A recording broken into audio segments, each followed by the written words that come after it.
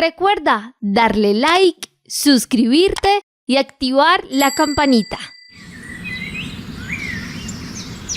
Nuestro oxígeno. Qué maravilloso es cada amanecer. En el firmamento, en el cielo, a lo lejos, comienza a dibujarse la luz. Gracias al sol, que no nos falla todos los días. Y en este movimiento, en el espacio, sincronizado, se dibujan formas hermosas que van permitiendo que la noche desaparezca y comienzan a escucharse el canto de las aves. Si usted está en una finca, en el campo, puede escuchar las aves de corral, el gallo que muy temprano comienza a cantar. Pero también desde las ramas de los árboles comienza también una melodía, un trinar maravilloso. Por eso cada paisaje suena diferente. Y si estamos atentos con nuestros ojos, nuestros oídos, nuestros sentidos, comenzamos a disfrutar de ese despertar, de ese amanecer, de ese nuevo día. Y por todo esto hay que dar gracias. Hay mucha belleza en el entorno. Hay aire, hay calor, hay alimentos, hay absolutamente todo. Y lo más importante de la vida, como muchas otras cosas, es la vida misma. Y por eso hoy vamos a reflexionar con ustedes, amables oyentes. En este programa Nuestro Oxígeno, les damos la cordial bienvenida, siempre con temas que despiertan la sensibilidad por nuestro medio ambiente, el amor por la naturaleza, esa naturaleza que está en nuestro entorno, que alimenta también nuestra naturaleza interior, que alimenta nuestros ojos, nuestro cerebro, nuestra mente, nuestras emociones, las sensaciones. Por eso nuestra invitada hoy es una artista que dibuja el paisaje, que dibuja las aves y también que genera conciencia sobre la conservación. Hagamos un lugar diferente donde nuestro medio ambiente vamos a cuidar. Sumamos con los bosques más verdes, con las flores y el agua, sin contaminar. Nuestro oxígeno, para que haya progreso no hay que destruir. Nuestro oxígeno, con un mensaje de amor para ti. Saludamos y damos la cordial bienvenida a Juliet para que reciba a nuestra invitada. Hola, ¿qué tal, Carlos Alberto? Un cordial saludo para usted y para cada uno de nuestros amigos y oyentes que siempre están conectados con nosotros. Bienvenidos a Nuestro Oxígeno, la vida en nuestro medio, un espacio donde la naturaleza tiene voz y nos invita a reflexionar sobre nuestro papel en su conservación. Hoy, precisamente como usted lo ha dicho, Carlos Alberto, exploraremos un tema crucial: cuando la naturaleza calla, la destrucción de hábitats y su impacto en la fauna. Y para ello nos acompaña Victoria Restrepo Duperli. Ella es una fotógrafa, gran artista y narradora de historias, quien a través de su lente y su sensibilidad nos muestra los paisajes que desaparecen y los ecosistemas que están al borde del colapso. Victoria ha recorrido selvas, desiertos y montañas, documentando la belleza de la naturaleza, pero también su transformación y lamentable deterioro. Ha sido testigo de la deforestación en el Amazonas, los estragos de la minería en La Guajira y la agonía de muchos ecosistemas. Y sus historias precisamente no solo nos revelan lo que hemos perdido, sino que también nos invitan a reflexionar sobre nuestra relación con el mundo natural y la gran urgencia de protegerlo. Y hoy, que hablaremos de la importancia de escuchar a la naturaleza antes de que sea demasiado tarde, recordaremos casos emblemáticos como, por ejemplo, el de Marta, la última paloma pasajera, y cómo la extinción de especies nos advierte sobre un futuro que aún podemos cambiar. Así que a nuestra invitada Victoria Restrepo Duperli, un cordial saludo y bienvenida a nuestro programa. Un cordial saludo también para ti, Juliet, para Carlos Alberto y para todos los oyentes. Muchísimas gracias por invitarme nuevamente. Yo la verdad los admiro muchísimo y los escucho todo el tiempo. Su programación es fantástica y sobre todo inspira a que nosotros también seamos responsables de nuestro medio ambiente, porque muchas veces pensamos que es el tema de medio ambiente es simplemente para los gobiernos y no para cada uno de nosotros. Entonces, muy feliz de estar aquí con ustedes y de continuar esta labor de comunicar y de inspirar a la gente para que protejamos el medio ambiente. Qué maravilloso escucharle en este programa a usted, a un artista de la luz, porque eso es la fotografía, esos dibujos maravillosos que hay en la naturaleza, dibujos vivos, tanta vida, tanta belleza, es observada por un ojo de un artista y la luz definitivamente es la fotografía, ya que es la herramienta principal para crear imágenes. Porque el mismo término fotografía viene del griego phos, que significa luz.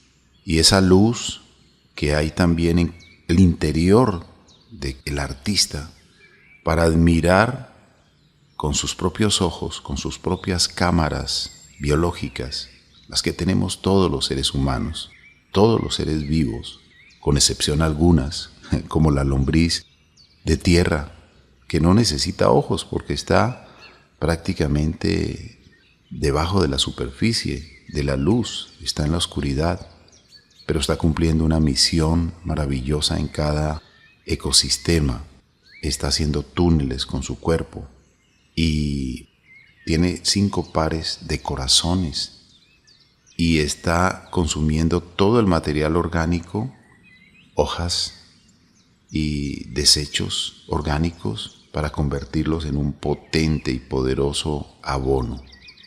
Pero quienes están en la superficie del planeta, quienes están también en el agua como los peces, tienen ojos para ver la luz, para ver las imágenes maravillosas que brinda la vida. Por lo tanto, hoy vamos a reflexionar con usted. Y Juliet hacía una introducción y hablaba de Marta. Cuéntenos quién es Marta y por qué desapareció Marta. Claro que sí, Carlos Alberto, la historia de Marta es muy triste porque Marta fue la última pajarita de su especie. Era una torcaza pasajera y ella era el ave más común en Norteamérica. Eran miles y miles y millones de aves y desapareció en muy pocas temporadas. Marta era muy parecida a las torcasitas que vemos en general en las ciudades, en los campos, pero ellas eran especiales porque eran migratorias. Entonces ellas viajaban de acuerdo a la temporada, a las estaciones en Norteamérica. y viajaban en grupos tan grandes que la gente de la época decía que se ocultaba el sol y parecían nubes por los millones que viajaban juntas y se demoraban incluso varios días en pasar sobre una población. Por algún motivo, la gente empezó a, digamos, ni siquiera a no respetarlas, sino que pensaban que les hacían daño, que dejaban, por ejemplo, sobre una ciudad, dejaban la ciudad sucia o que podían dañar los cultivos y empezaron a cazarlas. Al principio fue una caza, digamos, con escopeta para comérselas, pero poco a poco se dieron cuenta que las podían utilizar, por ejemplo, para hacer alimento para los cerdos y las empezaron a pagar, pagaban como 15 centavos de dólar por la docena. Entonces ya no fue una caza que se hacía, digamos, con escopetas o con algún tipo de arma, sino que empezaron a atacar los bosques donde ellas anidaban y utilizaban quemas, utilizaban venenos para contaminar el bosque y ellas iban cayendo al piso y las recogían en costales, en carretas. Fue muy fácil eliminarlas porque ellas solamente ponían un huevo cada año. Y ese único huevo, si se perdía, era toda una generación que desaparecía. Y muy pronto se dieron cuenta que no habían vuelto a aparecer. Sí, en una de las temporadas migratorias no llegaron. Y empezaron los científicos de la época a tratar de investigar y nadie las había visto, entonces empezaron a ofrecer mucho dinero por quien diera razón de ellas.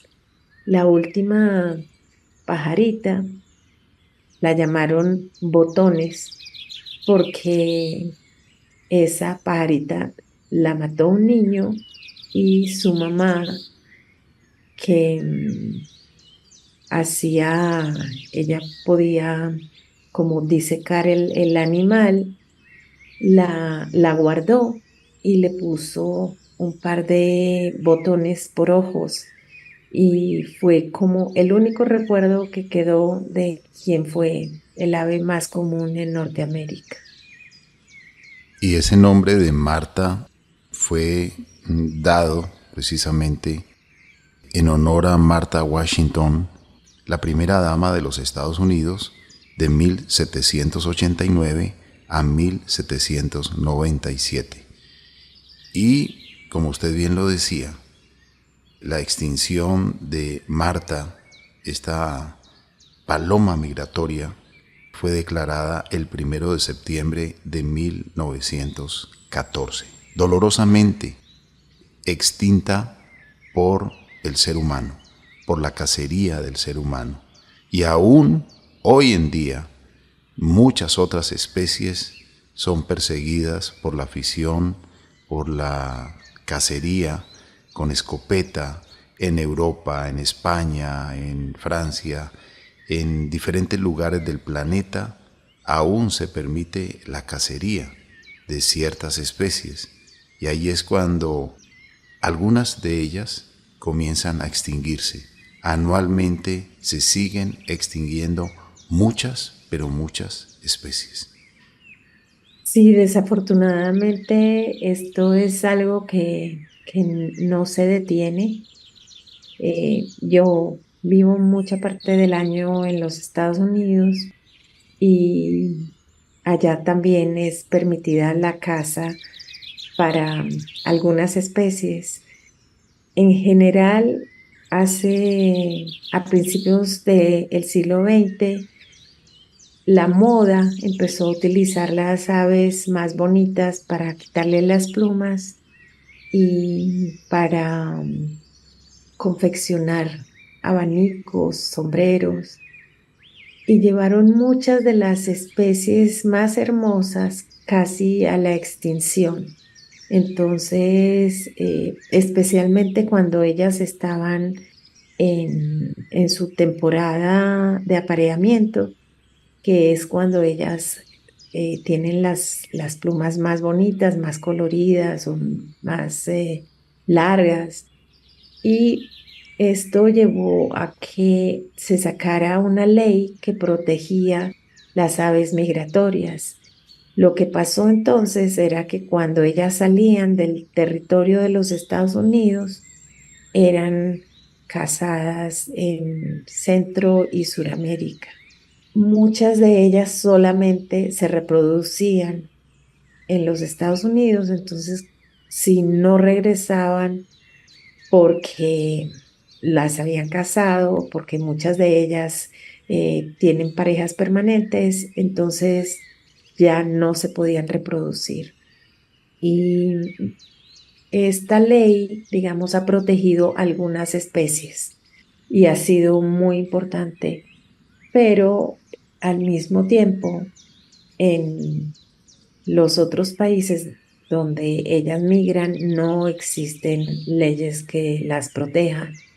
Entonces, por ejemplo, las águilas pescadoras, que son absolutamente hermosas, imponentes, y ellas viajan muchas veces desde el Canadá y llegan a Colombia, hacen unos recorridos de miles de kilómetros.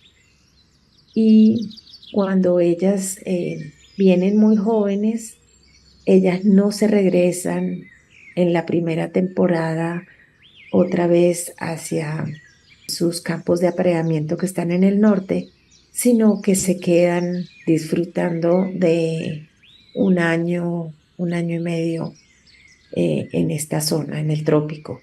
¿Qué pasa con ellas? Ellas, como su nombre lo indica, son pescadoras, pero ¿qué puede necesitar un águila para alimentarse? 1 o 2 pescados, no necesita más.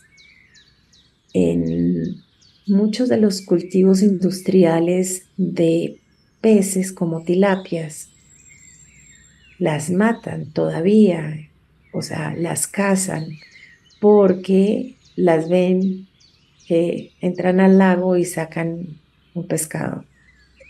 Y realmente lo que ellas alcanzan a comer es mínimo, pero se está haciendo un daño grandísimo a su migración. Imagínense el águila volar 2.000, 3.000 kilómetros para llegar y morir por comerse un pescado.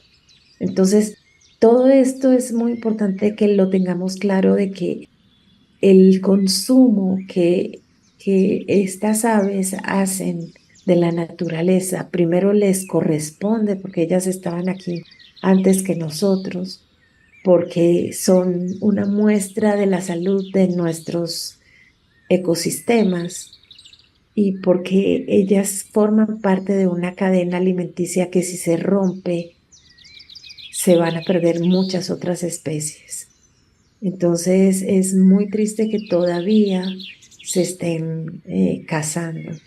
En Estados Unidos me ha tocado ver muchos lugares donde simplemente le dicen a los cazadores que no contaminen, que recojan lo que sale de la bala cuando disparan, ¿sí? Cae como una pequeña pieza metálica, entonces le dicen a la gente que por favor no contamine, sino que recoja esto. No están hablando de las aves que están matando, sino de que no dejen basura en el piso. Y bueno, casos como estos son muy, muy comunes y es muy triste porque las aves se están extinguiendo. No encargue, no compre, no regale, no venda animalitos silvestres. Dejémoslos vivir en libertad.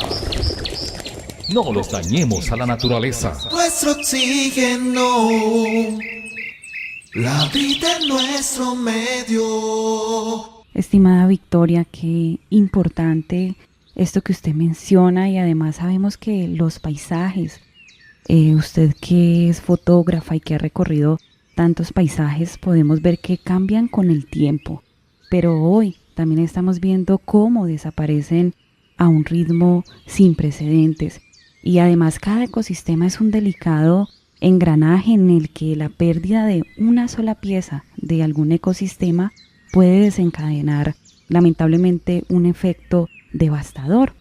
Y quisiera preguntarle, precisamente de acuerdo a esto, en su trabajo y en su labor, ¿cuál ha sido el impacto más devastador en cuanto a pérdidas de hábitats que usted ha documentado en términos de biodiversidad y equilibrio ecológico? Y en medio de todo esto, ¿cuál puede ser esa esperanza de esta crisis ambiental si cada uno de nosotros colocamos de nuestra parte para su cuidado y conservación? A ver, hablemos, por ejemplo, de Colombia.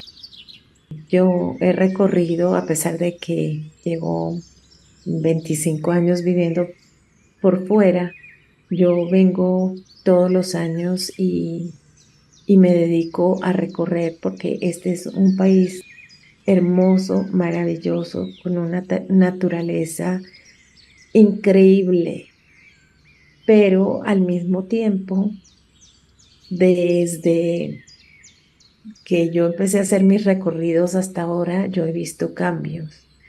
Por ejemplo, cuando uno vuela sobre la selva en Colombia es gigantesca, afortunadamente, pero cuando uno va en la avioneta, por ejemplo, uno empieza a sobrevolar la selva y se ven muchos parches, a veces gigantescos, de deforestación. Y esa tierra queda expuesta y se muere. Cuando los indígenas, que son muy sabios y que han vivido en nuestras selvas 10.000 años o más, ellos utilizan las chacras para sembrar. Ellos sí tumban o queman un pequeño parche de selva, pero lo utilizan hasta que, o sea, la tierra en el Amazonas, digamos que no es muy fértil. Los árboles tienen que tener unas raíces muy extensas para poderse nutrir, pero no son, el Amazonas no es una tierra muy útil para ser sembrados, por ejemplo. Entonces, cuando se destruye y los indígenas cortan su pequeña chacra, lo que sucede es que en unos pocos años ya la chacra no es útil para sembrar. Ellos la dejan crecer nuevamente y se recupera porque son parches muy pequeños. Entonces no es como cuando se cortan grandes extensiones o cuando hay este fuego en el Amazonas, que a mí me ha tocado verlo, ¿sí? A veces cuando estoy navegando en el río o especialmente en los afluentes, se ve desde lejos, en la oscuridad, se ve el resplandor rojo del incendio. Y es muy triste porque hemos perdido una cantidad de tierra, de naturaleza, por la cantidad de incendios. Dicen los expertos que se han perdido 800.000 kilómetros de selva amazónica desde 1978. Esto equivale al tamaño de Turquía. Es un país muy grande. Y esto sucede todos los años porque se cortan los árboles, porque se prende la selva y ahí se van viendo esos parches. Es muy triste porque inclusive muchos de estos parches gigantescos donde ya no hay selva, ya no se recupera porque es tan grande la devastación que no vuelven a crecer. El suelo de la selva muchas veces es arena y simplemente cuando uno pasa en la avioneta ve un desierto dentro de la selva. Creo que tenemos que crear un poco más de conciencia en el ser humano de hoy para conservar todos los seres que están en la naturaleza hoy y con nuestras acciones amables con la naturaleza, porque la única manera de enseñar es con el buen ejemplo, pues las nuevas generaciones también lo van a hacer. La educación ambiental debe ser transversal, debe ser enseñada en todas las áreas para que entre todos, sin distingo de clase, color, política, religión o limitaciones, cuidemos este maravilloso superorganismo vivo, nuestro planeta Tierra, con toda la vida que hay en ella. Vamos a hacer una breve pausa y ya regresamos aquí a nuestro oxígeno, la vida en nuestro medio.